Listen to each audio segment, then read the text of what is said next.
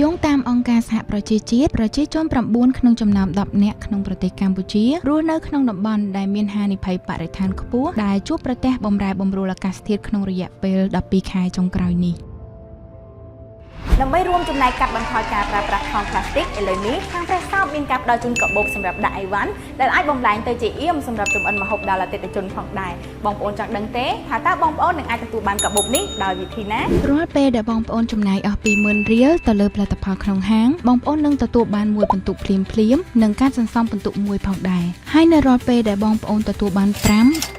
10និង15ពិន្ទុបងប្អូននឹងទទួលបានពងមាន់មួយប្រអប់ថែមទៀតផងជាពិសេសទៀតនោះពេលដែលបងប្អូនទទួលបាន20ពិន្ទុបងប្អូននឹងទទួលបានកាបូបការពារបរិស្ថានចំនួន1ដោយឥតគិតថ្លៃការផ្ដល់ជូននេះមាននៅគ្រប់សាខា Fresh Shop ចាប់ពីថ្ងៃទី14វិច្ឆិការហូតដល់14ធ្នូ2025ព្រោះរនឡើងបងប្អូនចំនួនមានកំណត់ណា